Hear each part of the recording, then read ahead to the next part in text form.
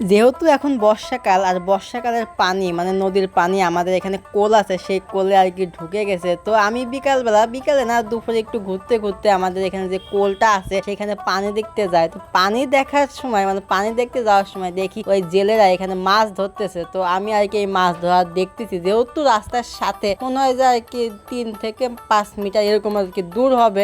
মিটারের মাপটা আমি জানি না, আন্দাজে বললাম। তো একটু কাছে আর কি, একদমই কাছে, দেখতেই পাচ্ছেন ক্যামেরাতে কতটা কাছে। তো এই মাছ মারা মতো আমি দেখতেছি, আর দেখার সাথে আমার মাছগুলো পছন্দও হয়ে যায়। এই মাছগুলো ওদের কাছ থেকে কিনে নেই। আপনারা ভিডিওতে যেভাবে দেখতেছেন আসলেও কিন্তু মাছ মারা এতটা সহজ না। ওনারা যতটা সহজ পদ্ধতিতে আর কি মাছগুলো মারতেছে আদৌ এতটা সহজ পদ্ধতি না।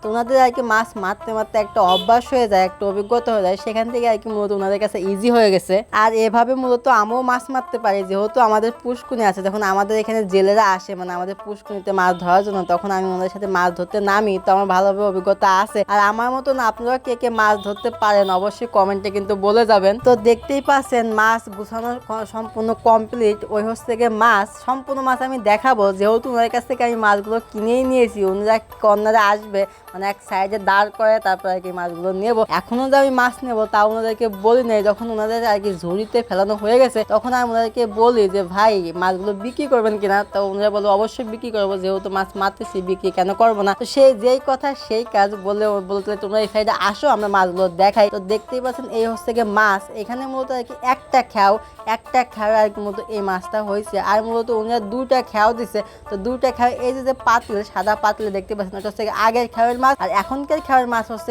এই যে ঝুড়িটা আছে, এই ঝুড়িতে মূলত আর কি এখনকার খেয়ার মাছ। আর সব থেকে আমার বেশি যেটা ভালো লাগছে, একদম তাজা মাছ, এখানে কোনো বরফ দেওয়া হয় নাই, কেবলমাত্র মারলো সেই মাছটা আর কি মূলত আমি কিনতেছি। তো এই মাছটা মূলত আমার কাছে কত টাকা দাম রাখছে বা উনিরা কত টাকা দাম চাইছে সেই বিষয়টা নিয়ে এখন ক্লিয়ার করি। উনিরা আমার কাছে সর্বমোট 1200 টাকা দাম চাইছে, কারণ আমি যেহেতু মাছ কিনি এক্ষেত্রে আমার ভালোভাবে অভিজ্ঞতা আছে যে এই মাছটার দাম হবে কত। সেই ক্ষেত্রে আমি ওনাকে একদম মানে একবারে বলে দিয়েছি যে ভাই আমি 700 টাকা দিতে পারবো, এর বেশি 1 টাকাও দিতে পারবো না। তো উনিরা দাম করতে করতে করতে করতে আর কি 900-800 টাকায় নিয়ে আসে। পরে আমি যখন উপরে চলে আসি তখন বলে আচ্ছা ভাই এই মাছগুলো নিয়ে যাও। তো আলহামদুলিল্লাহ এই মাছগুলো 700 টাকাতে নেওয়া হয়েছে। অবশ্যই কমেন্টে বলে যাবেন যে 700 টাকা আদৌ এর দামটা ঠিক আছে কিনা। তবে ঠিক না থাকলেও যেহেতু তরতাজা নদীর মাছ সেক্ষেত্রে দামটা বেশি হলেও আমি দামটা বেশি দিয়ে কিনে নিয়েছি।